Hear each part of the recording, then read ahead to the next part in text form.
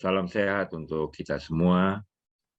Kita akan berbicara mengenai weight management atau pengendalian berat badan. WMP adalah Weight Management Program atau suatu program di mana kita mau mengontrol berat badan agar berat badan kita ideal. Nah, kita mulai untuk membuat sesuatu selalu dengan pemula. Kita belum terlalu tahu bagaimana. Jadi, demikian juga dalam membuat program-program kesehatan untuk diri kita sendiri, termasuk diabetes reversal maupun asam urat, pengendaliannya, maupun juga dengan pengendalian berat badan. Awalnya kita masih pemula, tetapi setelah beberapa waktu berteori dan berpraktek, melihat pengalaman-pengalaman dari pihak yang lain dalam melakukan itu, kita akan jadi mahir. Pada waktu kita mahir, kita akan bisa menyelesaikan berbagai kebutuhan-kebutuhan. Kita bisa merancang akan bagaimana kita sukses di dalam mengendalikan berat badan, atau masalah kesehatan apapun, atau masalah apapun juga yang kita ingin. Dari keadaan pemula yang kurang pengetahuan, kurang pengalaman, kita menjadi lebih berpengetahuan dan lebih berpengalaman, sehingga akhirnya kita menjadi cukup paham dalam mencari solusi-solusi masalah tersebut. Tetapi saudaraku yang kekasih, tujuan daripada Eden Way ini adalah untuk saudara bisa menjadi lebih daripada mahir, bahkan bisa mengembangkan hal-hal yang baru. Sehingga akhirnya Eden Way ini melalui program-program ini bukan hanya sekedar seminar yang dilakukan, tetapi menjadi inspirasi, menjadi cikal bakal saudara mengembangkan lebih lanjut. Oleh sebab itu, namanya Scaling Up Weight Management Program. Program manajemen ini sudah dibuat dan dibagusin lagi, dan dibuat lebih luas dan lebih ini. Namanya adalah intensifikasi dan ekstensifikasi program pengembangan masyarakat sehat mandiri. Masyarakat-masyarakat yang boleh sehat mandiri karena punya pengetahuan dan pengalaman dan selalu mengikut acara-acara seperti ini, sehingga saudara nanti bisa membuat diri sendiri bugar, keluarga sendiri sehat, bahkan bisa melayani masyarakat lainnya. Padahal saudara jauh dari tempat, mungkin saudara adalah di daerah terpencil, di hutan atau di mana-mana. Tetapi oleh karena komunikasi, informasi, edukasi yang bisa terjadi dengan sarana sederhana, yaitu daring atau menggunakan online, ya, jaringan-jaringan ini komunikasi bisa sampaikan, maka program-program seperti ini bukan hanya sekedar informasi, tetapi merupakan cikal bakal saudara sendiri mengembangkannya lebih lanjut. Intensifikasi membuatnya lebih hebat lagi. Ekstensifikasi semakin meluas ke berbagai tempat. Jadi, saudaraku yang kekasih, anggaplah ini bukan hanya sekedar seminar pengetahuan, tetapi kesempatan saudara untuk mengembangkan diri dan usaha saudara. Bahkan, siapa tahu saudara boleh menghasilkan income atau pendapatan daripada hal-hal seperti ini. Memang Eden Way ini gratis, saudaraku. Program-program yang disampaikan ini adalah tujuannya mulia, yaitu untuk membantu mutu kehidupan, quality of life.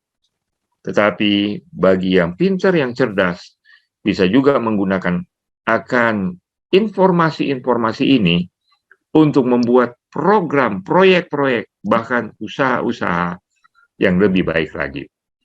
Jadi, saudaraku, pada malam hari ini kita akan belajar untuk lebih mahir dalam mengelola berat badan. Dan pada malam hari ini, ada beberapa dasar-dasar yang saya ingin sampaikan dalam waktu 30 menit ke depan. Oleh sebab itu, mari kita ikuti akan materi yang saya himpun dari berbagai sumber untuk menjadi manfaat bagi saudara-saudara sekalian. Bagi yang sudah tahu, terima kasih. Bagi yang baru pertama kali yang mau banyak bertanya mengenai hal ini, silahkan. Di akhir pembicaraan kita akan kita buka.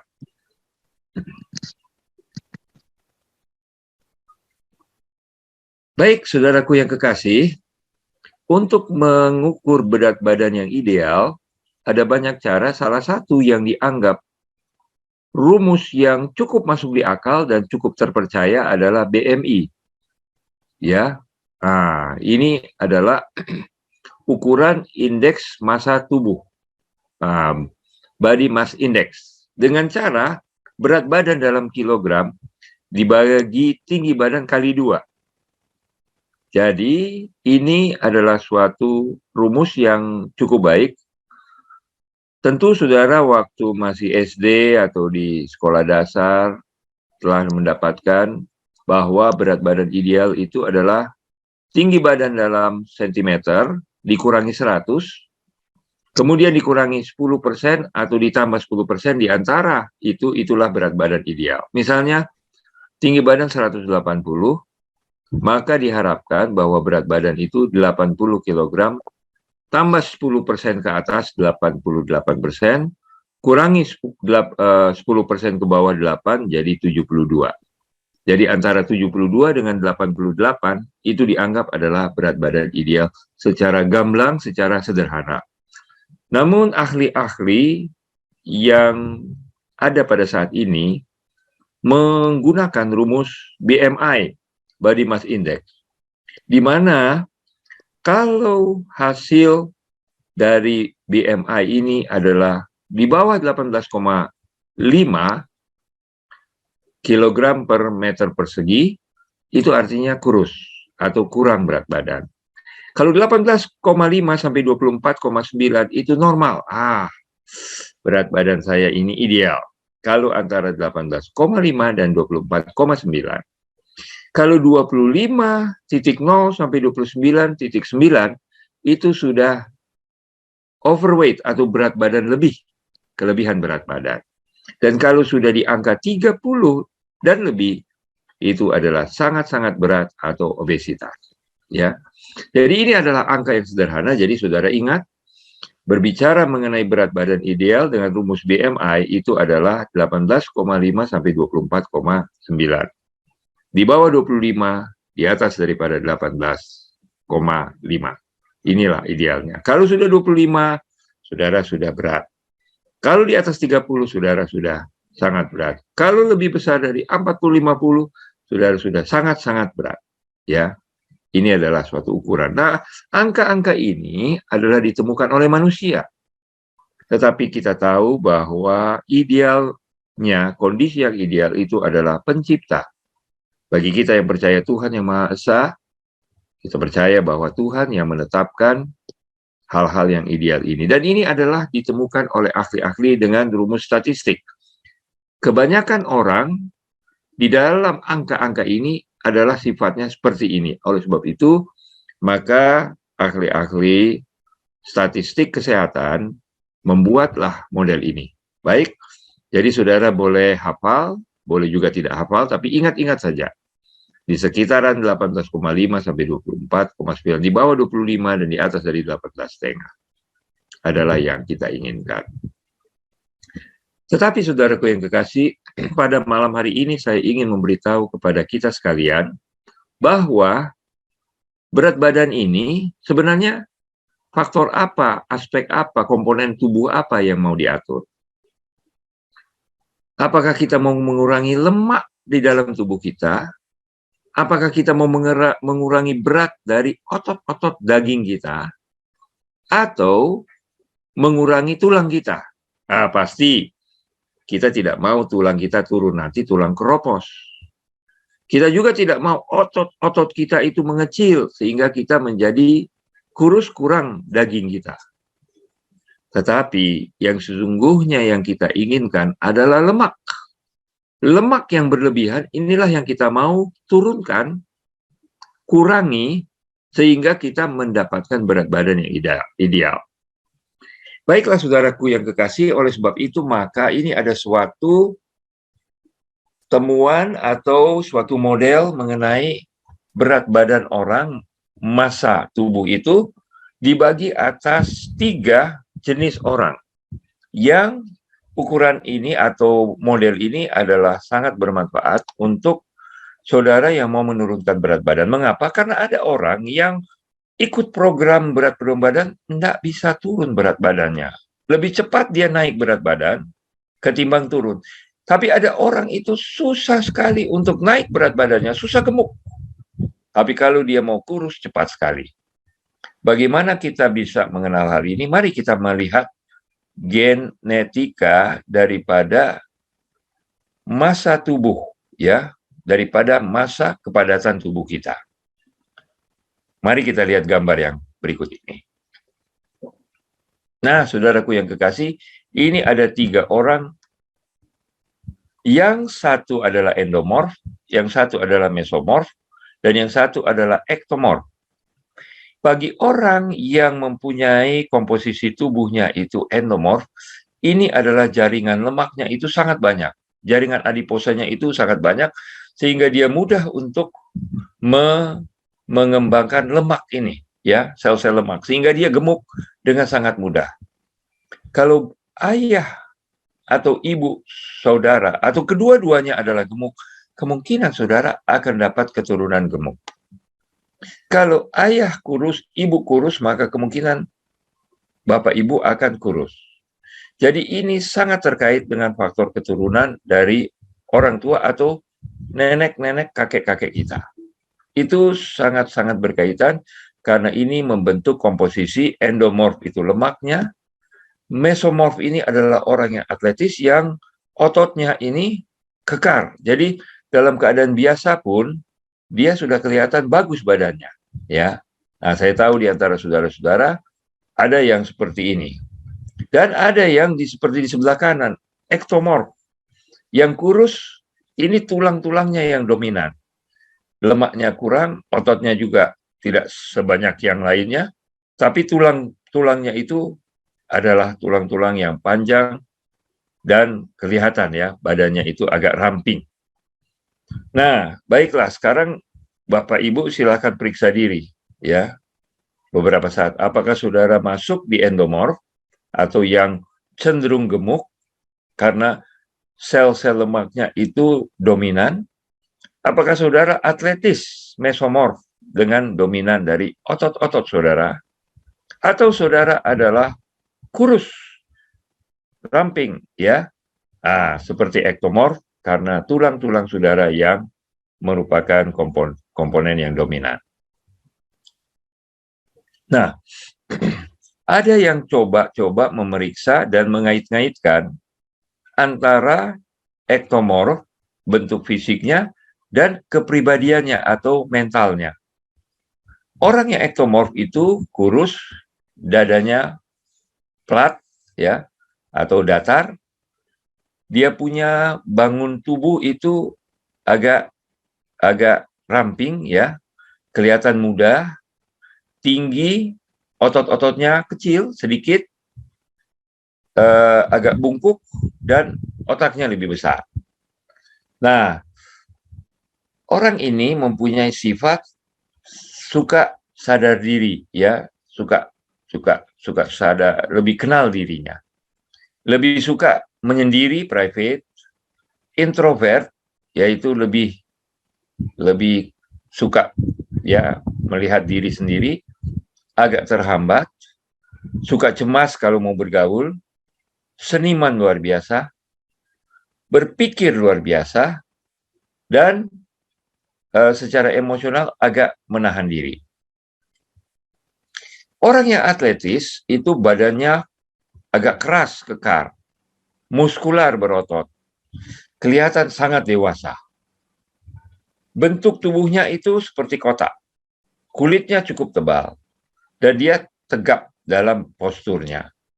Sifat-sifat daripada orang-orang yang mesomorf ini adalah suka adventure, suka berkelana, suka kuasa dan dominan, berani, tidak peduli kepada pendapat orang ataupun ingin untuk tampil. Dia sangat-sangat, ya, berani, suka kepada kegiatan-kegiatan fisik, suka berkompetensi, suka menghadapi resiko, dan cari keberuntungan atau mencari kemungkinan-kemungkinan, peluang-peluang. Yang berikutnya, kalau saudara adalah orang yang endomorf, maka tubuhnya lembek. Ini saudara. Ada orang yang gemuk dan orang senang untuk peluk-peluk dia, sandar-sandar ya. Badannya empuk. Kemudian otot-ototnya tidak berkembang sebesar yang atletis. Bentuk badannya bulat.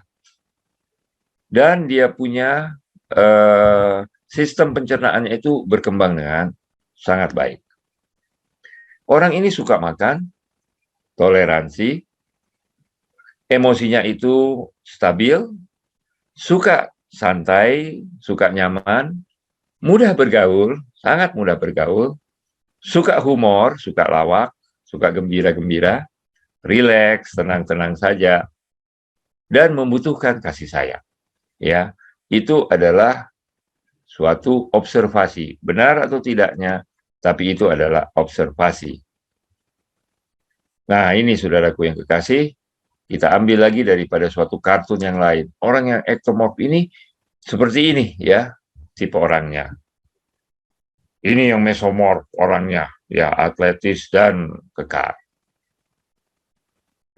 Inilah orang yang endomorf, suka santai, suka tidur, ya.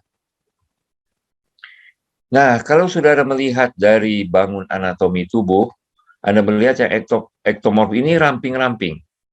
Endomorf ini kelihatan bulat-bulatnya ya. Jadi bokongnya ini agak lebih besar, badannya lebih besar. Nah, yang atletis ini, wah kelihatan memang seperti segitiga ya. Memang gagah ya. Seperti Superman, Batman. Wah, ini orang-orang yang ininya. Nah, saudara bisa termasuk di antara satu dari dua atau kombinasi. Dan ini sangat-sangat baik untuk saudara di dalam mau mengendalikan berat diri, berat badan. Jadi kalau saudara kurus, jangan merasa kecil hati. Oh, saya kurus berarti tidak sehat. Belum. Oh, saya gemuk berarti saya tidak sehat. Belum tentu. Yang penting, saudara punya perawakan kurus tapi sehat. Saudara punya perawakan gemuk, tapi usahakan itu gemuk yang sehat. Ya. Dan kalau saudara atletis, ya memang kelihatan sehat dan semoga betul-betul sehat. Mari kita lihat lebih lanjut. Ya.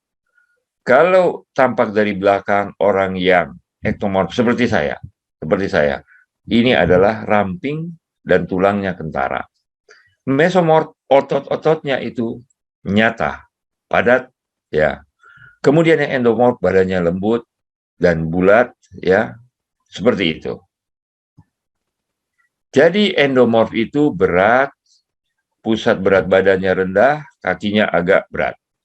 Orang yang atletis mesomorf itu dia solid, padat, punya kuasa dan kecepatan. Ektomorf itu tungkai-tungkainya panjang, ya, dan kakinya kerasa seperti ringan-ringan saja. Nah, inilah berat badan saudaraku. Normalnya itu di bawah 25 sampai kepada 18,5 tadi. Overweight dia agak lebih padat badannya, 25 sampai 29, dan kalau sudah 30 itu sudah obesitas. Ingat lagi angka-angka ini. Nah, saudaraku yang kekasih, berat badan ini bisa bervariasi dengan makan dan gerak badan yang bagus, ya. Dua hal yang membentuk akan badan Anda dari segi komposisi lemak, tulang, atau otot saudara adalah dengan makan dan berolahraga. Jadi bisanya pada waktu suatu saat seorang itu gemuk. Dan kemudian setelah dia berolahraga dan atur makanannya dan jenis makanan apa, nanti kita bicarakan. Akan bisa jadi badannya bagus. Dan akhirnya dia bisa menjadi semampai tujuannya. Jadi program untuk mengatur berat badan dan membuatnya ideal itu sangat bervariasi dengan orang-orang, tetapi sesungguhnya mungkin untuk bisa dilaksanakan. Oke, ini kembali lagi, ektomorf, mesomorf, dan endomorf. Nah, saudaraku, saya ambil sedikit suatu artikel mengenai wanita-wanita yang ingin untuk mempunyai berat badan yang ideal, yaitu ukur dari di bahunya, di arah payudaranya, di pinggul, dan di pinggangnya. Ya. Yang berbentuk segitiga ada, ya, ibu-ibu yang berbentuk segitiga. Mereka punya bagus pakai baju seperti ini. Jadi ini untuk fashion. Bagi ibu-ibu yang segi 4, maka bagusnya pakai baju-baju seperti ini. Bagi ibu-ibu yang terbalik seperti pear, pinggulnya besar ketimbang dadanya, maka boleh juga pakai fashion atau pakaian yang seperti ini. Nah, bagi orang yang cocok dengan semua, bisa pakai baju yang bisa pada semua tipe tubuh, jenis tubuh. Dan ada yang seperti hourglass atau jam pasir, ya. Nah, bisa pakai baju-baju seperti ini. Oke. Jadi saudaraku yang kekasih, kalau saudara di bawah 16 sangat kurus, 16 sampai 16,9 itu sedang kurusnya. Ringan kurusnya adalah dari 17 sampai 18,49 dan normal adalah 18,50 sampai 24,9. Berat badan lebih di atas 25, pra-obes kalau 25 sampai 29, obes pasti kalau 30, obes kelas 1 30 sampai 34,9, 35 sampai 39 itu sudah sangat obes, dan sangat-sangat obes kalau sudah di atas 40. Sekarang suatu permasalahan, saudara. Dua orang ini sama dia punya tinggi berat badan, sama berat badannya, dan sama BMI-nya. Tinggi 180, beratnya 110. Wah, ini berat ini. Tapi BMI-nya sama, 33. Mana yang sesungguhnya adalah obesitas? Yang satu kelihatan padat, yang satu kelihatan besar. Baik, saudaraku, untuk menjelaskan ini, mari perhatikan. Lemak 2 kilo dan otot beratnya sama, tetapi ukurannya beda. Otot ukurannya hanya setengah atau sepertiga daripada lemak. Jadi orang yang berat badannya, lemaknya lebih banyak daripada ototnya, itu badannya 2 kali lipat lebih besar daripada orang yang ototnya. Jadi, saudara boleh menerangkan kenapa orang ini berat badan tapi nggak kelihatan kegemukan. Sedangkan yang satu ini kelihatan sangat kegemukan. Kenapa? Karena lemak itu mempunyai volume atau besarnya yang 2 kali sampai 3 kali lebih besar daripada otot. Yang mana lebih baik? Saya mau menjawab itu tergantung bangun tubuh Anda. Kalau Anda memang diberikan oleh Tuhan akan sel lemak, nggak perlu pakai liposuction. Nggak perlu pakai operasi buang adiposa atau otot-otot lemak. Karena Tuhan sudah buat, terima saja bahwa Anda besar, Anda gemuk, tapi yang penting sehat. Apa itu? Nanti kita akan pelajari. Bagi saudara yang kurus, mau gemuk, oke, pada dasarnya mau. Tetapi kalau saudara sudah dapat otot yang baik, tetapi tidak menjadi berat badannya nggak naik-naik, ada orang bilang, "Dok, saya naik badan dong." Oh, udah Anda harus terima badan Anda memang kurus, keturunan kurus, memang tulang-tulangnya seperti ini, ototnya kurang, lemaknya sangat kurang. Iya dok, tapi saya udah terlalu kurus, jelek itu. Nah itu terserah. Ini pada kaum wanita, ibu-ibu sangat memperhatikan. Jangan dong saya terlalu kurus. Jangan dong saya terlalu gemuk. Ya kalau boleh sedang-sedang saja. Tapi saya ingin menyampaikan kepada Bapak Ibu Saudara sekarang, mindset kita. Kalau kita diberikan anatomi tubuh mesomorf, terimalah itu. Tapi usahakan harus mesomorf yang sehat. Kalau saudara endomorf atau ektomorf, terimalah saja. Dan nikmati kehidupan ini. Ya, bagaimana seperti itu? Karena kadang-kadang persepsi, wah kalau kegemukan itu jelek. Yang lain bilang, aduh saya kurus itu jelek. Belum tentu saudara. Terimalah keadaan saudara. Kalau saudara memang atletis dan badan-badannya memang seperti binaragawan, oke, puji Tuhan, terima kasih, syukuri itu. Tetapi bagi saudara yang agak kurus dan saudara yang agak gemuk, terima juga itu. dan bangga dan senyum, dan jalan terus dengan kehidupan dengan berprestasi dalam bidang hal-hal masing-masing. Ya, nanti kita bisa diskusi hal tersebut. Jadi saudaraku, kita mau turunkan berat badan yang mana? Lemak diturunkan? Yes. Otot dinaikkan? Semoga. Jadi berat badan kita akan bertambah karena otot-otot kita bertambah. Tapi seperti saya ini ototnya nggak bisa sangat-sangat besar. Ya. Tulang dipertahankan, iya. Karena tulang ini sukar untuk ditumbuh kembangkan dengan cepat. Tulang itu lebih stabil, lebih kokoh. Tapi lemak lebih mudah untuk dikembangkan atau dikurangi, diatur. Otot lebih juga dan bagus untuk kita mengambil keputusan. Jadi kalau saudara mau menurunkan berat badan, bukan berarti stop makan dan gerak badan saja. Pikirkan dulu, saya mau normalkan lemaknya, ototnya, tulangnya. Jadi dengan demikian, lebih masuk di akal program untuk saudara dan saya, weight management program. Mau mengatur berat badan, sebenarnya mengatur lemak. Saya sebenarnya mau mengatur berat badan, tapi sebenarnya lemak yang saya mau kurangi atau membuat lemak ideal. Ada orang bilang, saya otot. Saya punya program berat badan adalah otot yang saya naik. Orang yang tidak mengerti, dia pikir, aduh saya harus naik berat badan, makan kambing, makan lemak, keju, telur, minum susu. Wah, ini menambah lemak. Padahal sebenarnya yang bagus ditambah otot. Jadi aturlah makanan dengan gerak badan. Baik, saudara mulai mahir, saudara mulai tahu, saudara mulai menjadi ahli, konsultan mengenai berat badan. Jadi berat badan bukan hanya semata-mata berat, tetapi itu adalah lemak, daging, otot, alat-alat bagian dalam tubuh, atau tulang-tulang saudara. Diet untuk turunkan berat badan.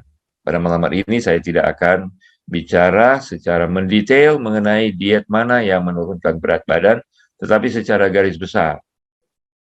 Saya mengambil daripada satu artikel mengenai 9 diet yang terkenal untuk menurunkan berat badan.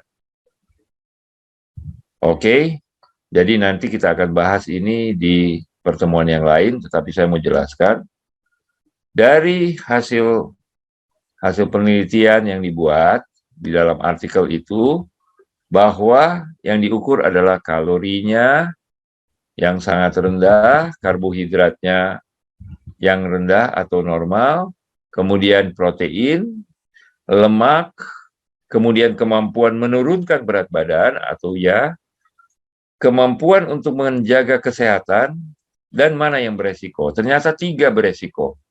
Diet HCG, diet Dukan, diet sangat rendah lemak. Jadi kita tinggalkan itu. Kemudian diet zona kita gambarkan ini sebagai kuning, karena dia tidak terlalu menurunkan berat badan.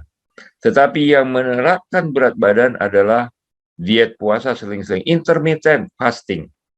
Apa itu intermittent fasting? Jangan makan lagi setelah jam 2 atau jam 3 siang sampai jam 6 pagi berikutnya. Artinya makan pagi dan siang, malam tidak makan. Atau makan hanya buah yang tidak berkalori banyak. Diet puasa selang-seling adalah salah satu diet yang sangat dianjurkan. Lalu diet ketogenik rendah karbohidrat, ini dikasih warna hijau, tapi sekarang saya harus memberikan itu warna kuning. Diet Atkins juga saya cenderung untuk memberikan kuning. Vegan, vegetarian, atau vegan, lebih bagus, dan paleo. Inilah yang berhasil diet-diet yang mana untuk mengatur berat badan, sambil juga menjaga kesehatan secara umum, selain menurunkan berat badan. Baik, saudaraku yang kekasih, pada malam hari ini izinkan saya juga untuk membawakan materi yang lainnya mengenai makanan. Bagaimana makanan mana yang akan membuat saudara berat badannya naik atau kurang. Jadi tadi kita sudah berbicara mengenai komposisi tubuh saudara, jenis badan tubuh Anda itu seperti apa. Sekarang jenis makanan apa yang secara sederhana saudara boleh tahu, yakin bahwa ini menurunkan berat badan. Gizi lengkap dan seimbang yang praktis untuk awam. Jadi saudaraku, makanan itu ada 3 fungsi. Pertama untuk tenaga dan energi. Kedua adalah untuk membangun struktur tubuh, ya. Dan yang ketiga adalah untuk memperlancar kerja tubuh, ya. Ini yang membuat kita sehat. Metabolisme lancar. Tenaga itu terbanyak diambil dari karbohidrat. Walaupun protein dan lemak juga bisa menyumbang kepada tenaga energi, tetapi energi oleh Tuhan diberikanlah karbohidrat. Pembangun tubuh kita terutama adalah protein dan lemak, ya. Jadi kalau Anda mengkonsumsi zat gizi atau nutrien protein dan lemak, saudara akan jadi besar dan bertumbuh badannya. Kalau saudara mau memperlancar proses tubuh ini, sangat diperlukan vitamin-vitamin dan mineral-mineral. Vitamin adalah bahan-bahan organik yang sangat kecil, sedikit sekali. Ukurannya kecil saja, tapi itu sangat bagus. Jadi kalau saudara mau mengatur berat badan, karbohidrat, protein, dan lemak itu yang saudara kontrol. Tetapi vitamin dan mineral makan sebanyak-banyaknya. Ya, itu akan banyak. Dari mana ini? Maka makanan karbohidrat itu dari makanan pokok. Nasi kita, ubi, kentang, ya. Tepung-tepungan zat-zat pati ini menghasilkan makanan pokok. Jadi ini menggemukkan, batasi, terutama nasi putih. Nasi putih sangat terkait dengan ini, dengan kenaikan berat badan. Protein dan lemak secukupnya. Saudara butuh protein, saudara butuh lemak, tapi tidak banyak. Kita cenderung dengan makanan modern, goreng-gorengan, keju, es krim, kue-kue, dan lain. Maka kita cenderung untuk lebih banyak komposisi lemak-lemaknya dan juga protein-proteinnya. Tapi ini yang saudara perhatikan. Kalau saudara mau turun berat badan, makan banyak. Makan lebih banyak. Oh, bagaimana Dokter Ruben itu? Iya, makan sayur dan buah. Makan lebih banyak gado-gado. Makan lebih banyak tinutuan. Makan lebih banyak salad-salad. Kenyang, kalori rendah. Tapi vitamin dan mineralnya itu sangat baik. Sehingga untuk penyakit infeksi, termasuk COVID, tambah sayur, tambah buah. Baik, iya seperti itu. Jadi saudara dengan sederhana, saudara sudah mengenali akan jenis makanan, tanpa saudara harus belajar terlalu banyak ilmu-ilmu, tapi kalau saudara mau belajar biomolekular, biokimia, silahkan. Tapi ini adalah ukuran yang sederhana, dan ini benar, dan ini masuk di akal, silahkan untuk mengikuti hal tersebut. Jadi ini adalah 4 sehat, sudah sempurna. Makanan pokok, lauk, sayur, dan buah. Kalau saudara makan makanan pokok, makan lauk, sayur, nah, kadang-kadang orang tidak makan buah seharian. Di antara ini, iya makanan pokok hampir selalu lauk. Sayur, ya kadang-kadang ada yang tidak makan sayur. Tapi ada yang makan sayur. Tetapi buah, banyak orang tidak makan buah.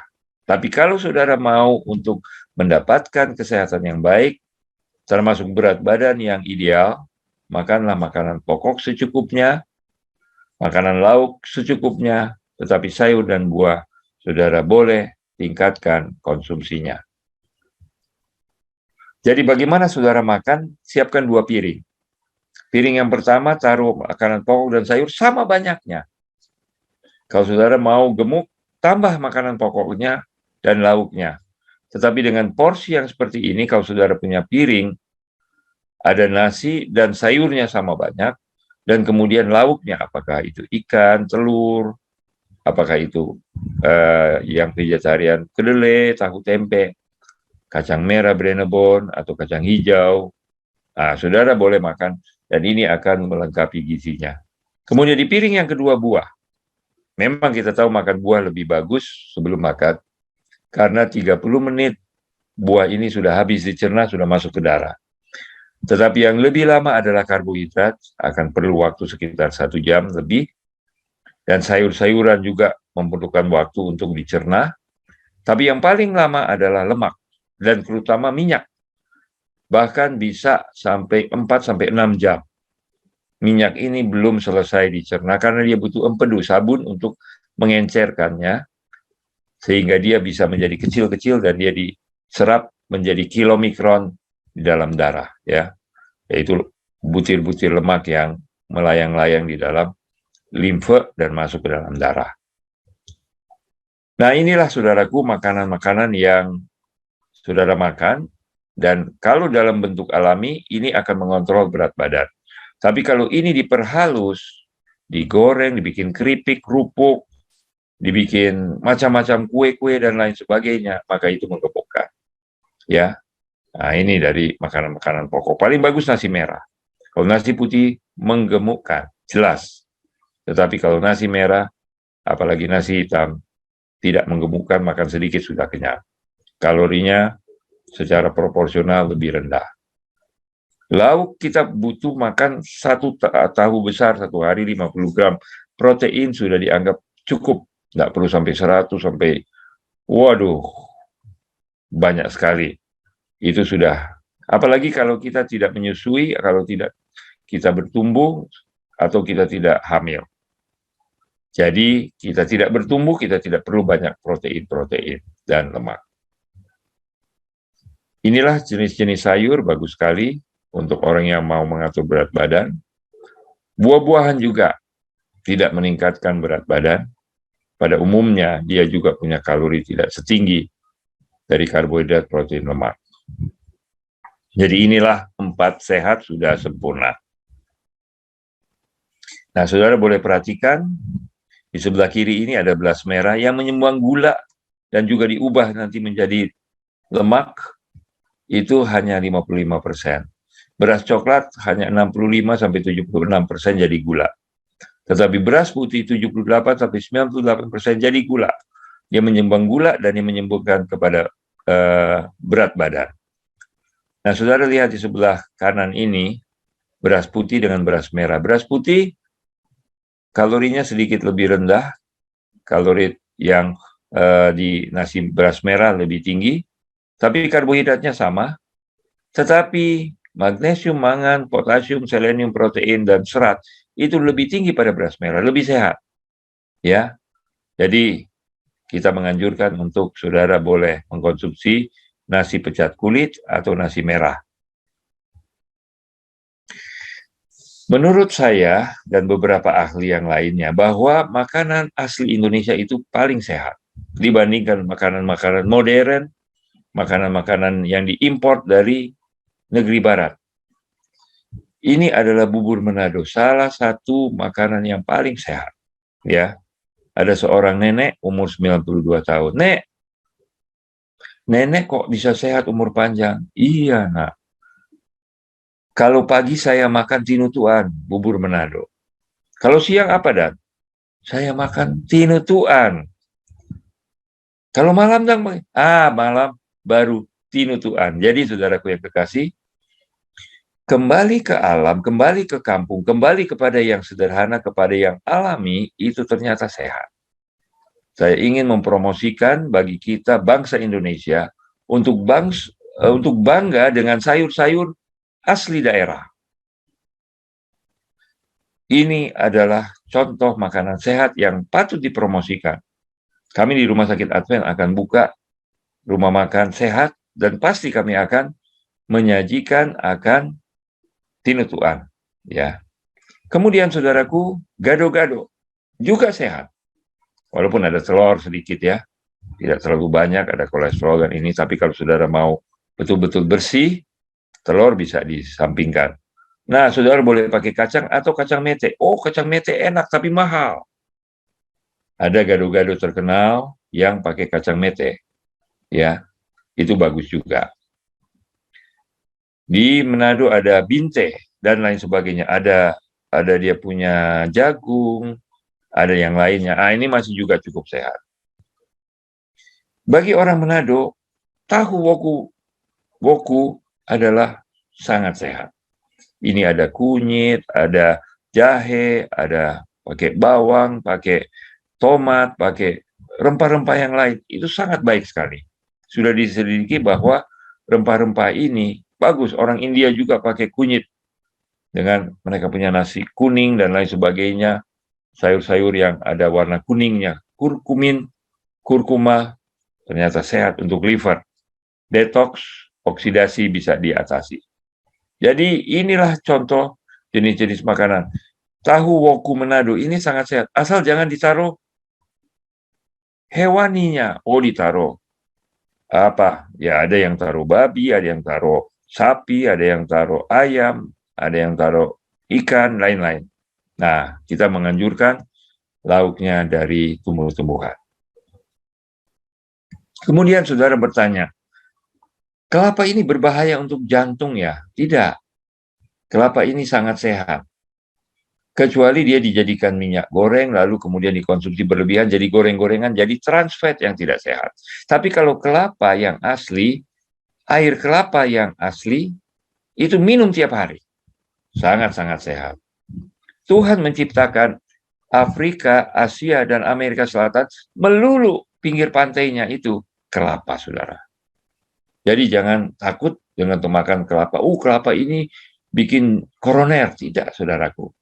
Tidak. Hal yang lain yang menyebabkannya. Tapi kalau dia santan masih bagus. Apalagi santan yang masih baru, masih encer. Tapi kalau santan itu digodok, dipanaskan berulang-ulang kali sampai kental luar biasa. Aduh, enak sekali kentalnya ini dimakan. Lalu ditaruh di atas daging-dagingan, telur lagi ditambah. Waduh. Tapi kalau dia asli buahnya itu sangat sehat. Dan untuk berat badan tidak usah takut kelapa. Karena kalau kita makan kelapa muda, itu tidak mungkin kita makan banyak. Tidak mungkin banyak. Masuk aja, wah udah cukup, udah. Itu sudah ukuran kita. Minum airnya juga sangat sehat. Mari kita lihat makanan lain yang membuat kita sehat. Kurma, saudara. Ini adalah pemberian Tuhan untuk orang di gurun, di Arab sana, di Timur Tengah.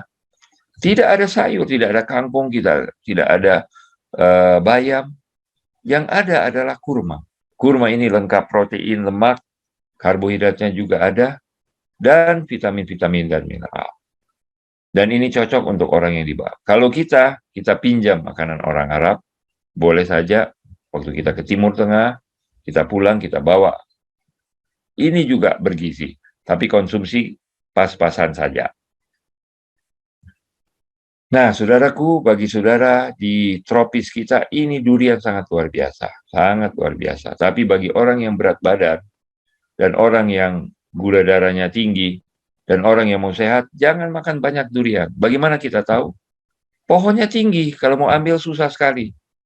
Kalau dia jatuh bisa lubang kepala. Dia punya kulit berduri-duri, itu tandanya kalau pegang sakit, artinya jangan banyak-banyak. Waktu kita mau buka, sangat susah sekali. Oh ya, tapi kalau kita buka pisang, ya, kita makan apel malah langsung dikunyah, ya. Rambutan juga mudah dibukanya, salak juga mudah dibuka, tapi durian sulit sekali. Jadi ini adalah tanda-tanda dari alam, bahasa daripada Tuhan, jangan banyak makan durian.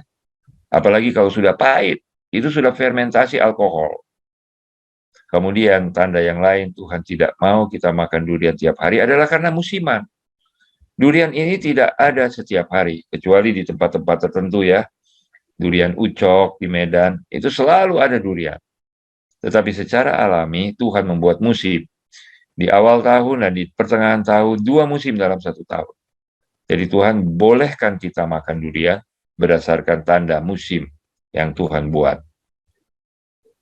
Dan ini adalah suatu hal yang sangat baik sekali bagi saudara yang mau berat badannya ideal, gula darahnya ideal, makanlah daun kelor. Daun kelor ini adalah makanan terkenal di Nusa Tenggara.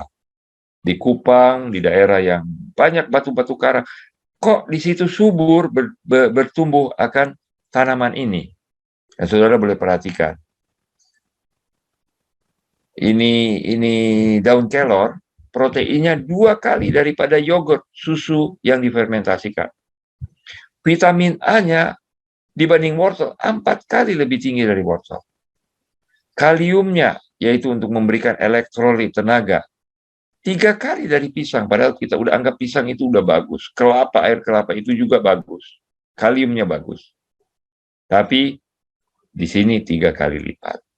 Kalsiumnya, susu itu bagus. Saudara tahu, daun hijau 4 kali lebih tinggi daripada susu. Karena susu mengandung fosfor yang tinggi. Bila mana masuk kalsium, keluar lagi itu kalsium. Tetapi daun-daunan ini fosfornya rendah. Kalau kalium masuk, dia tidak akan tukar, keluar lagi. Ya, jadi kalau mau tidak tulang keropos, makan tinutuan, makan daun kelor. Apalagi bagi ibu-ibu yang baru umur 30-40 tahun. Jangan tunggu 50-60 tahun setelah sudah sendi-sendinya udah mulai sakit-sakit, baru mulai makan daun-daun hijau. Tadinya takut, asam urat, ini. Tidak benar, saudaraku. Jadi Tuhan sudah membuat akan tumbuh-tumbuhan hijau ini untuk kita. Bahkan vitamin C-nya yang paling bagus untuk oksidan, 7 kali lebih banyak dari di jeruk. Jeruk aja kita udah rasa, ini bagus. Vitamin C, jeruk-jerukan, ya. Ada juga pil-pil jeruk, ya, rasa jeruk. Katanya vitamin C-nya tinggi.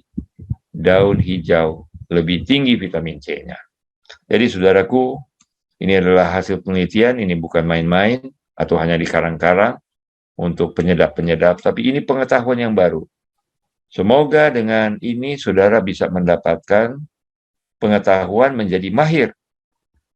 Pada awal saudara ikut program Eden Way Radio dan edukasi-edukasi yang disampaikan di sini, saudara baru pemula. Begitu. Saya kira kalau asam urat tidak boleh makan kacang. Kacang tanah, berenebon, kacang hijau. Ternyata, itu sebabnya informasi-informasi ini akan membuka. Kalau saudara masih ragu-ragu, kurang percaya, silahkan periksa sendiri. Tapi jangan cari sembarang artikel di Google. Karena ada orang-orang yang bukan ahli, dia taruh-taruh. Tidak boleh makan yang purin tinggi. Tidak boleh brokoli, tidak boleh kol, tidak boleh ini. Tanpa ada bukti-bukti hasil penelitian-penelitian. Sedangkan hasil penelitian pun kita buktikan, kita uji ulang. Apalagi yang cuma asal-asal berpersepsi-persepsi dan memberikan anjuran-anjuran. Daun pepaya bagus. Nah ini minyak sawit nanti dibicarakan Pak Oru untuk mungkin lebih banyak bicara itu. Tapi saya mau bicara sedikit mengenai susu. Kalau saudara mau untuk asam urat, susu tidak menyumbang kepada asam urat yang sangat tinggi. Jadi susu ini. Tetapi untuk berat badan dan seterusnya, bagaimana mengenai susu dan produk-produk susu, keju, mentega, ya, kue-kue, es krim, yogurt dan lain-lain. Nah, saudaraku, bagaimana? Orang tua minum susu, bayi minum susu, bapak ini minum susu, ibu ini minum susu langsung dari sapi. Anak sapi memang minum susu sapi. Dan pabrik susu sapi pakai alat-alat besi untuk mengisap. Nah, saudaraku, ini adalah 2 keanehan mengenai susu. Hanya manusia yang minum susu makhluk lain. Ini keanehan, saudara. Sapi tidak pernah minum susu kuda. Unta tidak pernah minum susu kambing. Anjing tidak pernah minum susu kucing. Tetapi manusia minum susu manusia, susu ibunya. Dia pinjam lagi dari sapi, dari unta, dari kuda liar, dari kambing, dari macam-macam. Makhluk lain tidak. Jadi inilah kehebatan manusia, minum susu-susu yang lain yang sebenarnya kurang pas, kurang cocok dengan dia punya kebutuhan tubuh. Dan yang keanehan kedua adalah hanya manusia yang minum susu sampai tua, saudara. Anjing kalau dewasa tidak minum susu. Sapi kalau dewasa tidak minum susu. Binatang apapun tidak pernah minum susu. Lagi setelah dia selesai disusui. Tapi manusia, bayi minum susu, anak kecil minum susu, SD, SMP, SMA, perguruan tinggi minum susu, dewasa masih minum susu-susu dan keju dan lain sebagainya. Dan bahkan kalau nenek-nenek tua, minum online, minum susu-susu lagi. Apakah ini rencana Tuhan? Tidak. Dengan ini saya tidak mengatakan susu racun atau dilarang minum susu. Tidak. Saudara boleh minum susu. Tetapi ketahui itu pinjaman. Dan kalau saudara kurang gizi, silahkan minum susu lebih banyak. Tapi kalau sudah lebih gizi, sudah gemuk, jangan terlalu banyak. Susu, keju, dan produk-produk hasil susu, es krim, coklat, dan lain sebagainya. Susu, ya, bisa membuat alergi. Dahlan Iskan, susu sapi bukan untuk manusia. Jodohnya bayi ya ASI, bukan. Ibunya adalah sapi. Ini ibu ini minum langsung dari sapi. Ini adalah pembuatan susu dengan cara yang artifisial. Kasihan. Nah, di sebelah kanan yang benar, sebelah kiri yang pinjaman, saudara. Kalau kita beri susu sapi adalah sepertinya ibu yang induk sapi yang menyusui anak kita. Wanita telah menghasilkan suatu zat yang sangat ajaib, namanya ASI, sejak daripada awal muasal umat manusia. Jadi mengapa harus pakai susu sapi? Boleh, bukannya tidak, saudara, boleh. Tapi ingat, susu sapi itu untuk sapi. Tapi kadang-kadang kita memberi susu sapi untuk anak kita. Dan anak kita menjadi besar sama dengan sapi. Ya, ini cara-cara. Nah, 6 bulan pertama tidak perlu makanan lain selain air susu ibu. Mengapa? Karena belum ada gigi. Setelah keluar gigi di 6 bulan dan lengkap di 1 tahun sampai 2 tahun, itu tandanya sudah boleh makan makanan padat. Kalau anak sudah lengkap giginya, makanan orang dewasa. Ya, tapi kalau belum, makanan lumat, bubur, ya, dan seterusnya. Oke, menyusui, ada hormonnya, begini caranya. Ada satu hal lagi yang lain, saudara. Ini, saudara jangan dulu percaya sepenuhnya, tapi ini adalah temuan saya. Pada waktu saya mengobati ibu-ibu di pengobatan cuma-cuma, ketemu ibu, Bu, dok, saya ini ada FAM, fibronoma adenoma, ada benjolan ini, ada kista ini. Saya iseng-iseng bertanya, Bu, ibu suka minum susu? Oh iya, saya minum susu. Ibu tahu bahwa di dalam susu ada 2 zat protein pertumbuhan? Oh begitu ya? Whey dan kasein. Oh begitu. Nah, ibu lain, oh dok, saya tidak suka susu. Benjolan ini muncul aja. Susu tersembunyi, Bu. Apa itu susu tersembunyi? Keju. Oh, keju, saya sangat suka keju. Nah, hati-hati, itu juga adalah susu yang lebih padat lagi. Oh dok, saya nggak minum susu, saya nggak makan keju. No, ada susu ada susu tersembunyi lain. Apa itu dok? Silver Queen, coklat. Oh, 1 meter dok, saya suka sekali. Bapak Ibu tahu bahwa itu adalah susu. Bahan-bahan di kue yang lain-lain itu susu. Saya hanya berteori saja, saya membaca bahwa kasein menumbuhkan pertumbuhan tumor-tumor. Bagi binaragawan, mereka mengambil protein dari susu, whey, dan kasein ini untuk menumbuhkan. Bagaimana? Nah, ini mereka punya promosi. Whey, kasein. Whey dan protein membangun akan otot-otot tubuh. Wah, bagus sekali kan? Ya, kalau saudara mau binaragawan, minum susu bagus-bagus. Makan daging bagus-bagus. Supaya besar akan hal tersebut. Tapi dalam aspek kesehatan, bagaimana sesungguhnya? Whey diserap lebih cepat ke dalam darah, lalu cepat. Kasein lebih lambat. Dua-dua ini berguna karena Tuhan taruh whey dan kasein ini di susu, termasuk air susu ibu. Tetapi bedanya, air susu ibu, kasein itu hanya 35%. Dia mengandung protein dan anti-infeksinya lebih banyak. Susu sapi, perhatikan, 80% adalah kasein. Mengapa zat pertumbuhan itu 80% lebih tinggi pada sapi? Karena anak manusia 1 meter baru tinggi hanya berapa senti. Tetapi sapi, tingginya sudah besar dan ini 2 kali lipat. Jadi saudaraku, kalau anak manusia dikasih susu sapi, jadi kayak anak sapi, saudara. Jadi besar-besar. Dan kadang-kadang orang tua salah kaprah. Waduh, anak saya dikasih ASI kurus-kurus, sakit-sakitan. Oh, ini anak saya dikasih susu sapi, wah gemuk-gemuk. Padahal seperti anak sapi, saudara. Jadi mana yang benar? kasih susu sapi supaya gemuk-gemuk anak kita, atau di tete ini tetapi kurus-kurus. Ini sekali lagi persepsi. Kurus itu katanya sakit-sakitan, cenderung tidak sehat, atau kurang cantik, kurang gagah kalau kurus-kurus.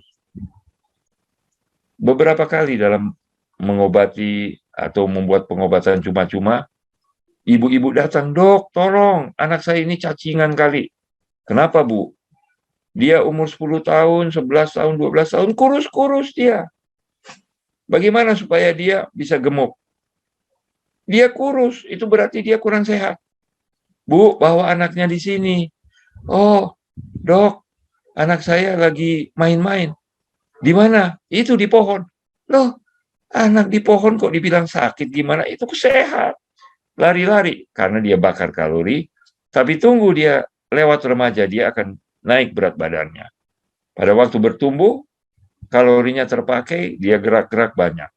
Tapi setelah dia sudah mulai dewasa, sudah kawin, mulai menumpuk berat badannya mulai naik.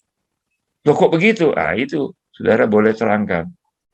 Mengapa orang yang sudah mulai tenang hidupnya dan ini, kebutuhan kalorinya mulai turun, dan kalau dia makan kalori banyak, mulai dia menyimpan lemak. Saudara perhatikan, susu sapi itu tingginya protein. Susu kambing tingginya fosfor, kalsium, magnesium, natrium, kalium, dan niacin. Sedangkan manusia tingginya di lemak, karbohidrat, kalori, dan vitamin A sampai 241. Kenapa? Karena susu ibu adalah untuk anak ibu. Sedangkan susu sapi untuk anak sapi. Jadi sapi punya komposisi tidak sempurna untuk manusia. Tapi boleh, kita pinjam itu boleh. Kemudian dibandingkan dengan manusia, sapi, dan tikus. Berat badan manusia harus tunggu 180 hari atau 6 bulan, baru dia 2 kali lipat berat badannya. Sapi, 1,5 bulan sudah besar sekali, sudah 2 kali lipat. Tikus, dalam 6 hari aja, dia udah besar 2 kali lipat. Kenapa? Tikus punya protein lemak lebih tinggi, sedangkan manusia laktosanya yang banyak. Jadi ini, anak manusia 6 bulan masih sekecil itu. Tetapi sapi 1,5 bulan sudah segede itu, lebih besar daripada anak kita. Jadi susu sapi cocok untuk anak sapi yang bertumbuh besar. Air susu ibu lebih pelan, lebih sedikit menumbuhkan anak manusia. Dan tentu kita tidak minum susu tikus, ya. Kalau mau ya silakan. Dan susu ibu itu kalorinya sekian, lemaknya sekian, monounsaturated polynya seperti ini, dan kambing adalah seperti ini. Jadi beda komposisinya, saudaraku. Boleh kita pinjam susu kambing, boleh kita susu sapi, bukan, tapi itu bukan yang paling ideal, paling cocok. Itu pinjaman. Sekali lagi saya tidak katakan susu racun, tetapi saya katakan susu itu pinjaman. Karena Tuhan bikin susu sapi untuk sapi, susu kambing untuk kambing. Baiklah, sampai di sini saja dulu pada malam hari ini. Terima kasih atas perhatiannya. Semoga ini adalah awal untuk membuka sedikit kepada saudaraku, untuk mengenal diri saudara, apakah saudara gemuk, kurus, atau atletis, dan pengaruh daripada makanan yang jenis mana yang bisa membantu saudara-saudara untuk sehat, turun berat badan, atau ideal berat badan. Dan semoga ilmu ini akan membuat Anda semakin hari semakin mahir, semakin bisa mengendalikan diri, dan juga bisa menjadi penasehat yang baik. Tuhan kiranya memberkati kita. Amin. Amin. Terima kasih dokter untuk materi yang begitu baik sekali yang telah dibawakan pada malam hari ini. Dan pada saat ini kita masuk dalam sesi tanya jawab. Jika saudara-saudara memiliki pertanyaan atau saudara ingin berkonsultasi secara langsung, saudara boleh menuliskannya di kolom komentar atau bertanya secara langsung. Ya, dokter, di sini ada satu pertanyaan yang masuk dari Diana Nuswantari. Selamat malam Dr. Ruben, saya pelaku food combining dan hampir ke vegetarian. Bulan Januari saya mencoba untuk ikut menu whole food, badan terasa sehat dan badan lebih padat, tetapi saya kaget, berat badan malah turun. Tapi mencoba menghitung BMI memang kurus. Yang saya tanyakan bagaimana menguatkan tulang selain dari makanan. Oh, bagaimana untuk menguatkan tulang, dokter? Dari Oke, makanan apa saja oke, yang oke, baik. Jadi saudaraku yang kekasih, dengan meningkatkan konsumsi whole plant itu memang adalah mempunyai kalori yang lebih rendah, terutama kalau saudara mengkonsumsi sayur-sayuran daun-daun hijau dan buah-buahan dengan banyak. Saudara punya antioksidan akan naik dan daya tahan tubuh akan naik, tetapi berat badan akan turun. Jadi itulah yang menjadi concern bagi kita. Kalau kita mengikuti food combining, itu sangat bagus. Kalau kita mengikuti whole plant diet juga bagus, berarti kita mengarah ke vegan dari vegetarian, antara vegan dan vegetarian. Jadi bila mana saudara sudah mulai berpola hidup sehat, apalagi kalau tidak makan kue-kue, ya, tidak memakan kue-kue, makan cemil-cemilan, ya, coklat dan lain sebagainya. Memang badan rasa enak, tapi akan menjadi lebih kurus. Nah, bagi saudara yang khawatir bahwa berat badannya sudah di bawah daripada 18, sudah 16, ya, sudah kekurusan, sudah sangat kurus, maka saudara boleh, asal saudara yakin bahwa saudara sudah makan yang baik, saudara boleh menambahkan makanan dari jenis karbohidrat dan juga protein dan lemak yang sehat, ya, untuk menambahkan berat badan tersebut. Tetapi pertama-tama coba periksa apakah saya ini ektomorf, mesomorf, atau endomorf. Kalau saudara memang adalah endomorf, sangat baik untuk bervegan, sangat baik untuk whole plant, seperti itu, dengan makanan yang raw dan mentah-mentah lebih banyak. Tetapi kalau saudara adalah memang sudah ektomorf, lalu saudara menjadi vegan, saudara akan bertambah kurus, ya, akan bertambah kurus. Jadi bagaimana ini? Nah, jadi cobalah untuk mengkonsumsi makanan-makanan yang berkalorinya lebih sedikit banyak lagi, tetapi yang masih sehat. Bagaimana kita menaikkan berat badan kita adalah dengan karbohidrat, protein, dan lemak. Karena kalau saudara makan sayur dan buah, itu sangat-sangat sedikit kalorinya. Yang tinggi kalorinya adalah dari tepung-tepungan. Jadi itu yang bisa dimakan. Nah, kesaksian saya memang ektomorf. Ya, saya adalah orang yang kurus. Ayah saya kurus, ibu saya kurus, saya kurus. Karena itu genetiknya. Lemak saya ini sangat kurang sekali. Makan banyak, tidak gemuk-gemuk sekali. Cukup gemuk. Nah, saya mau saksikan. Bulan Agustus 2020 saya datang di Manado, dan hampir tiap hari ada kawan yang bawa sesuatu di kantor. Yang paling saya suka adalah nasi jaha atau lemang. Ya, sangat enak. Dan lemang itu membuat saya naik berat badan 2-3 kilo dalam waktu yang singkat.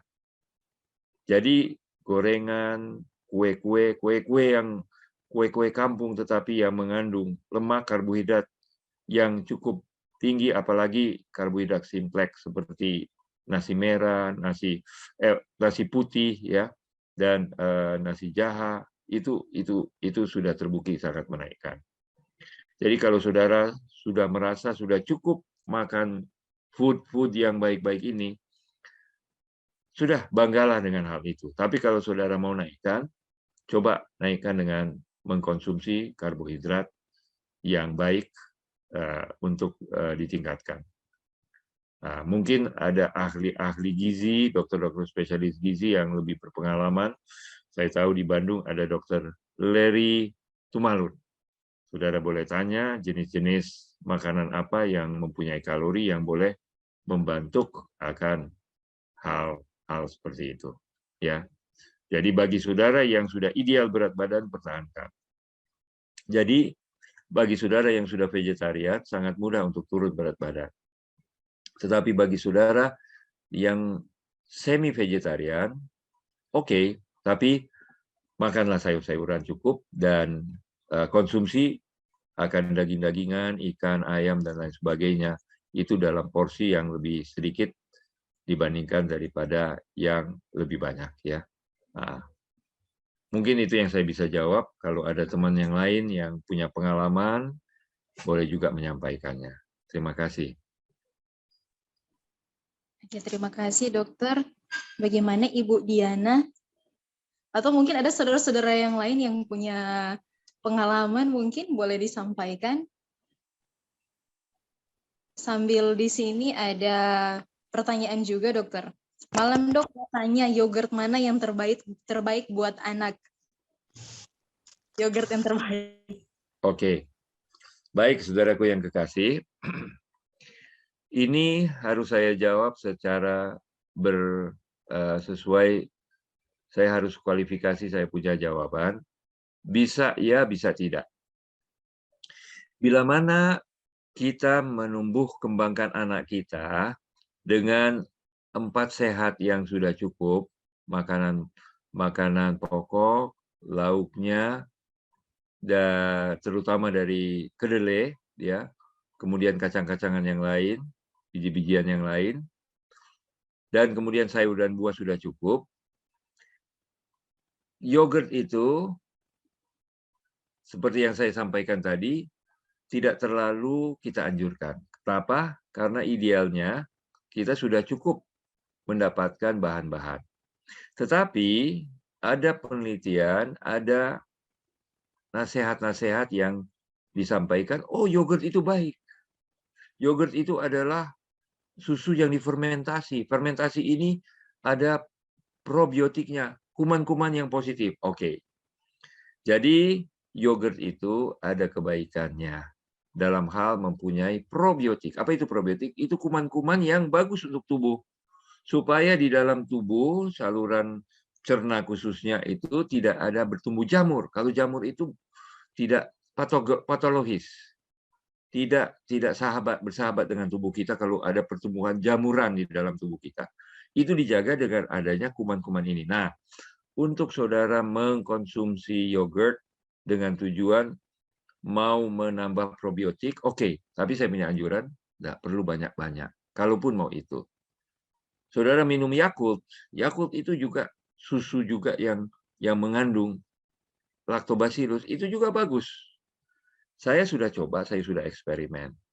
Bila mana saya berak-berak atau mengalami pertumbuhan kuman-kuman yang patologis di dalam tubuh sehingga mencret-mencret diare, saya coba untuk minum arang malam hari. Untuk maksud saya adalah mengisap akan racun-racun yang ada. Lalu saya coba Yakult, ya. Saya tidak minum obat yang lain, hanya Yakult aja karena saya tahu Yakult itu mengandung banyak sekali berjuta-juta Lactobacillus bifidus. Jadi itu kuman yang komensal. Artinya dulu kuman dianggap itu berbahaya. Sekarang tidak, saudara. Kuman yang bersahabat seperti Yakult itu dimasukkan. Nanti dia akan berbiak dan dia akan menggeser akan kuman-kuman. Saya udah coba 2-3 kali dan berhasil. Ya, jadi saya punya teori adalah untuk mengkonsumsi susu yang berfermentasi, Yakult atau yogurt yang seperti itu, maka probiotiknya yang kita cari. Tapi kalau kita mau cari proteinnya, cari lemaknya, cari dari sumber yang lain. Susu boleh menyumbang itu. Jadi sekali lagi, saya punya pendapat bahwa baik susu, baik yogurt, baik keju, baik ini yang lain, itu agar hati-hati kita tidak terlalu sering menggunakan. Tapi ada orang yang saya tahu menganjurkan tiap hari minum yogurt sehat. Tiap hari minum susu sehat. Silahkan bagi yang mau menginikan, tetapi dari filosofi yang saya sampaikan tadi, sebaiknya susu itu hanya pinjaman. Kalau dibutuhkan saja. Kalau saudara sudah yakin bahwa seluruh kebutuhan Anda sudah gizi lengkap seimbang, karbohidrat, protein, lemak, vitamin, mineral itu sudah terkomposisi lengkap, dan porsi-porsi perbandingannya sudah baik berdasarkan porsi makanan, jenis-jenis zat makanan yang Anda makan, saya yakin lebih baik seperti itu. Kalau mau yogurt, sekali-sekali saja. Kalau membutuhkan, itu ada manfaatnya. Tetapi untuk sumber protein, sumber lemak, sumber ini, saya kira lebih bagus dari sumber-sumber yang lainnya. ya. Nah, baik, demikian mungkin saya punya jawaban. Terima kasih atas pertanyaannya. Ya, terima kasih dokter. Ada sambungan pertanyaan dari Ibu Diana tadi. Tanya, Ya. apakah lemaknya bisa dari daging kelapa Untuk apa itu? yang untuk menaikkan berat badan mungkin ya untuk makan? Boleh coba, boleh coba, boleh coba.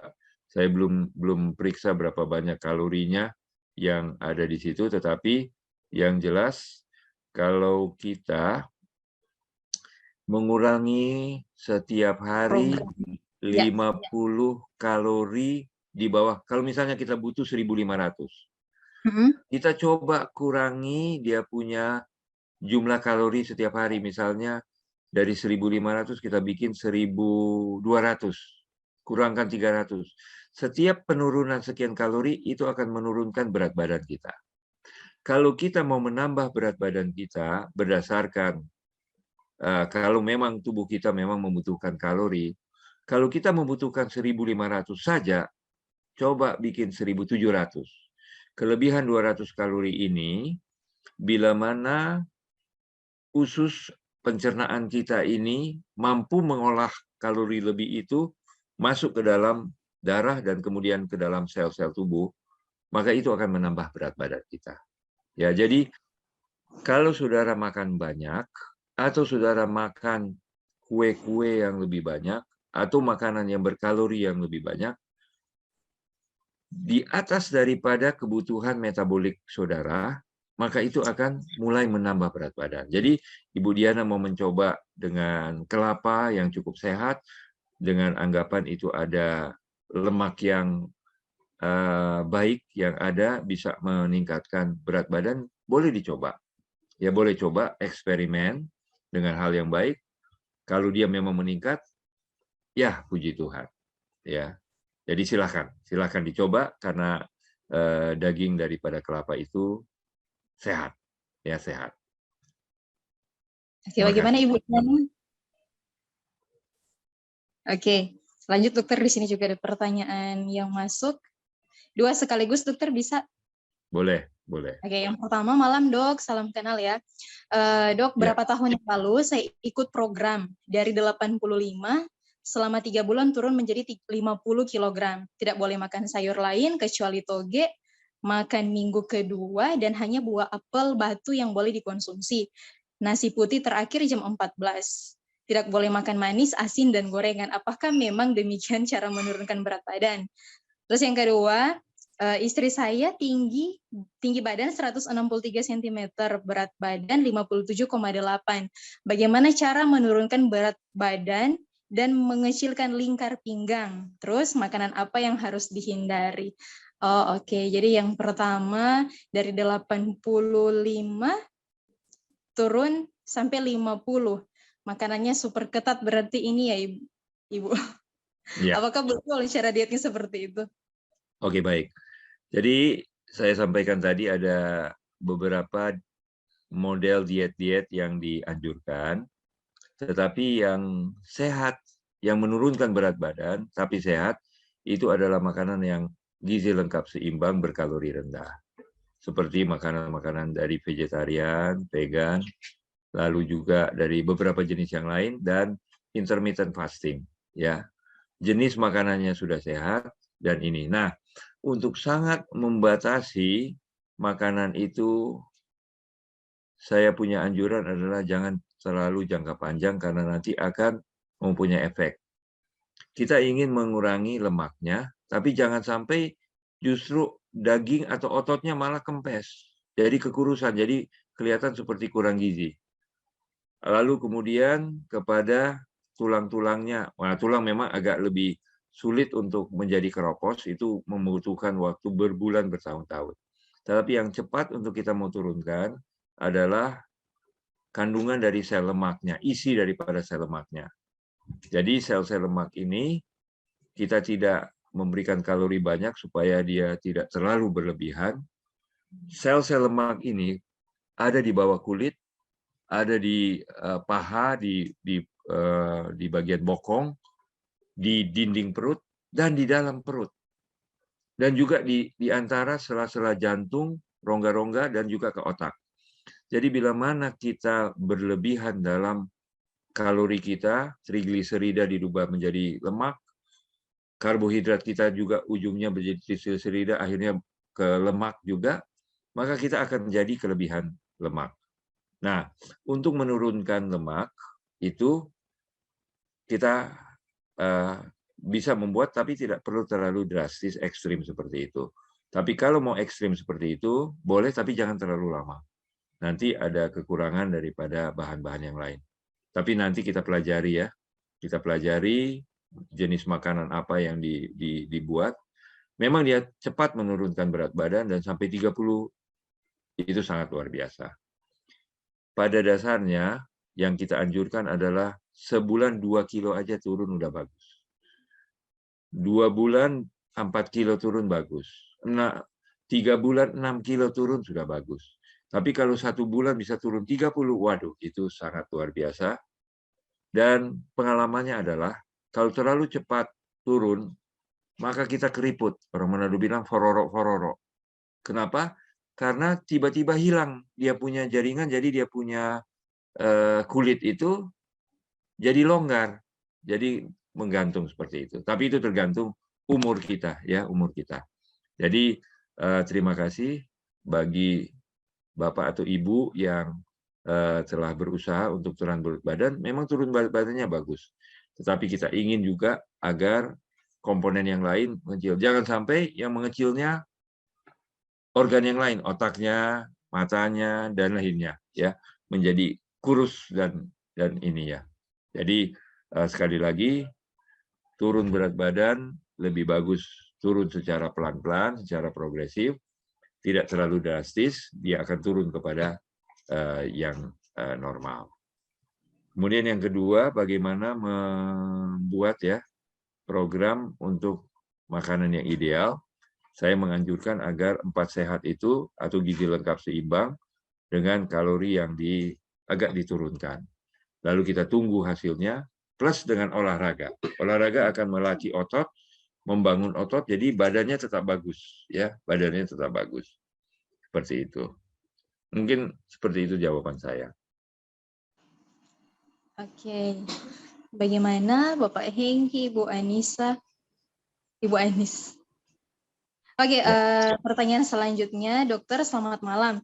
Bagaimana cara menggemukkan badan? Saya makan banyak, tapi tidak gemuk. Makanan apa saja yang membuat badan gemuk, dok? Terima kasih. Wah, banyak yang saya dan teman-teman juga begitu banyak, dokter. Pertanyaan yang baru mau ditanyakan. Makan banyak, tapi susah mau gemuk. Ya, jadi baiklah.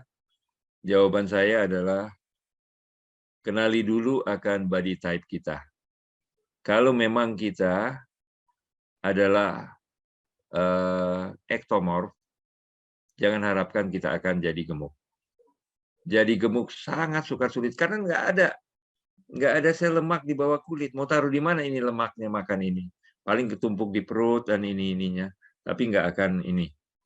Nah, jadi kembali kepada penyampaian saya pada awalnya bahwa buat badan kita seideal mungkin, semampu mungkin, bagaimana tambah kalori dengan jenis-jenis 4 sehat itu dengan kalorinya yang ditambah sedikit dengan jenis makanannya yang sehat.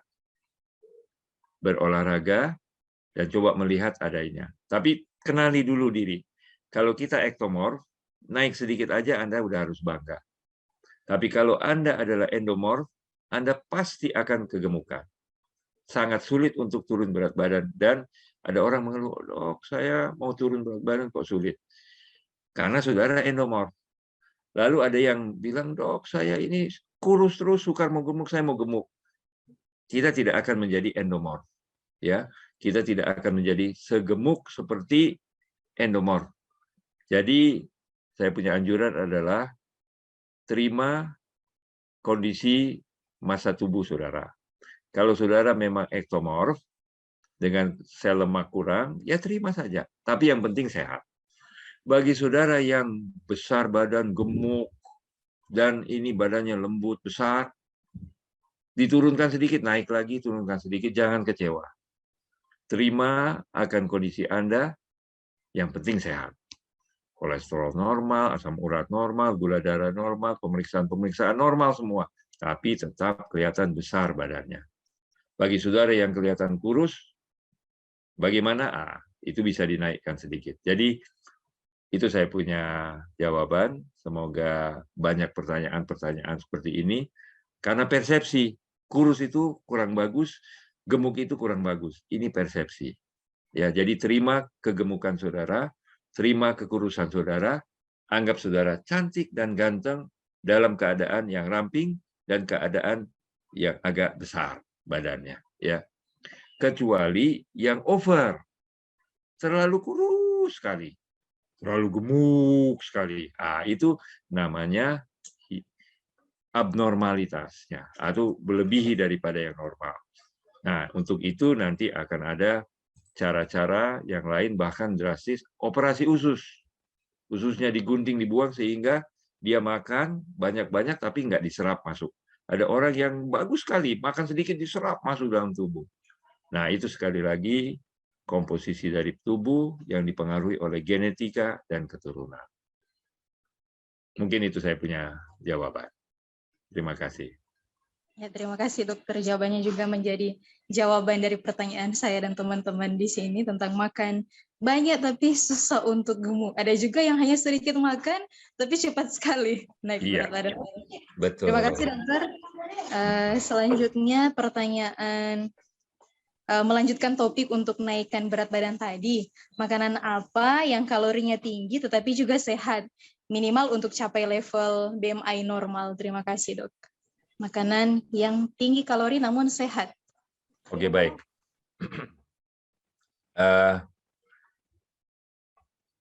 Secara umum, nanti saya akan coba tampilkan di minggu yang akan datang, karena kita harus listing supaya kita belajar sama-sama. Oh, ternyata ini tinggi kalori. Oh, ternyata ini rendah kalori ya. Jadi, supaya saya bisa memberikan jawaban, baik kepada jumlah kalorinya yang tinggi, baik juga kepada resiko kepada penyakit daripada makanan itu, ataupun sumbangsi untuk kesehatan dari makanan itu. Jadi coba kita nanti tampilkan minggu depan makanan-makanan yang bagi orang yang merasa diri kurus, mau digemukkan, apa-apa yang aman dan baik untuk digunakan. Ya, baik. Jadi itu PR untuk saya. Saya akan bawakan pada minggu yang akan datang. Judulnya adalah makanan-makanan yang membantu meningkatkan berat badan atau komposisi daripada lemak tubuh ataupun otot daripada tubuh, supaya badannya jadi lebih kekar, lebih besar. Terima kasih. Terima kasih. Oke, berarti untuk tahu kalori makanan-makanan seperti apa, kalori tinggi, harus hadir minggu depan ya, untuk ikut pembahasan selanjutnya. Oke, Mas, jika masih ada lagi pertanyaan, saya berikan kesempatan bagi saudara-saudara yang ingin bertanya secara langsung. Masih ada waktu. Host, kira-kira sampai jam berapa? Mungkin sudah boleh kita kumpulkan. Iya, kalau tidak ada lagi ya. Baiklah, kalau sudah tidak ada pertanyaan lagi, kita akan mendengarkan closing statement dari Dr. Ruben, silahkan. Oke, baik. Jadi saudaraku, weight management program pertama adalah mengenal diri kita. Apakah kita mempunyai bangun tubuh yang besar, yang atletis, atau agak kurus. Ini tergantung dengan genetika kita. Dan yang paling penting adalah aspek psikologis daripada besaran tubuh kita. Ada orang yang sudah nyaman dengan kondisi tubuhnya. Apalagi orang yang atletis badannya kelihatan memang nyaman-nyaman.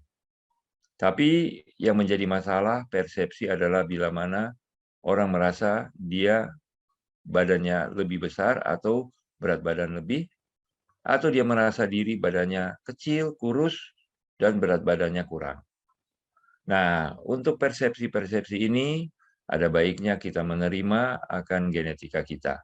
Tapi kalau kita mau rubah, kita boleh berubahnya untuk meningkatkan sedikit berat badan kita dengan menambah otot-otot kita. Lalu kalau kita mau turunkan, jangan turunkan ototnya, tapi turunkan lemaknya. Sel lemak yang diisi oleh bahan yang menjadi lemak, itu sangat mudah untuk terisi kembali bagi orang-orang yang memang sel lemaknya banyak. Bagi orang yang tidak mempunyai sel lemak banyak, itu sulit sekali untuk menjadi gemuk. Nah, jadi ini harus diterima, dan kita harus belajar untuk mengenal akan komposisi tubuh kita sebelum kita mau menyatakan bahwa berat badan saya perlu diubah, ditambah, atau dikurangi. Kemudian, bila mana memang kita mau menguranginya, kita bisa menambah kalori kita atau mengurangi kalori kita. Ini diatur dengan menambah makanan yang berkalori atau membakar dengan berolahraga. Dan olahraga itu juga faktor yang sangat baik. Karena dengan olahraga dia akan bisa menaikkan berat badan kalau otot-otot itu terbentuk. Otot-otot itu terbentuk bila mana kita mengkonsumsi bahan-bahan. Tetapi binaragawan, orang yang mau menaikkan berat badan dengan memompa dengan protein-protein dan daging-dagingan, susu yang begitu banyak, dengan kasein, whey, pakai pil-pil dan steroid lagi yang lain-lain, ini saya merasa agak kurang alami dan kurang bisa dianjurkan. Tetapi kalau kita mau mengidealkan berat badan kita pertama dengan persepsi yang baik dan sehat dan wajar, dan kemudian mencoba pola makan yang mengatur berat badan kita, tapi juga memberikan zat-zat gizi yang lengkap, itu adalah sangat baik. Jadi pengendalian berat badan bukan semata-mata hanya menurunkan berat badan dan hanya melihat kita punya timbangan badan. Tetapi kita melihat hidup kita secara keseluruhan, dan kita sebagai makhluk yang diciptakan oleh Tuhan, harus bersyukur apa yang Tuhan beri, dan mengelola dengan bijaksana akan tubuh yang Tuhan sudah berikan. Kiranya kita sehat, gembira, dan suci senantiasa setiap hari seumur hidup. Tuhan memberkati. Kita akan berdoa. Ya, boleh Baik. langsung. Baik, kita langsung berdoa ya. Mari kita tutup dengan doa. Tuhan Allah yang bersemayam di kemuliaan sorga, kami syukuri dan kami terima akan tubuh kami. Kami ada yang keturunan mesomor, ada yang keturunan ektomor, kami ada yang juga endomor. Tuhan sudah memberikan otot, lemak, daging, tulang, dan kami boleh mengelolanya dengan baik, dan kami sudah menerima beberapa informasi. Kiranya lebih lanjut kami dapat menjadi mahir, kami menjadi cerdas, kami menjadi sehat, kuat, sukses setiap waktu, setiap saat. Kiranya materi yang kami bawa ini bermanfaat bagi kami sekalian, dan izinkan kami bertemu minggu yang akan datang untuk mempelajari lagi jenis-jenis makanan apa yang menyumbang kepada kalori dan juga bisa membantu kami untuk menaikkan berat badan. Terima kasih ya Tuhan, kami minta berkat bagi semua kami yang hadir ini. Kami syukuri di dalam nama-Mu, Tuhan Yesus Kristus, Juru Selamat kami. Amin.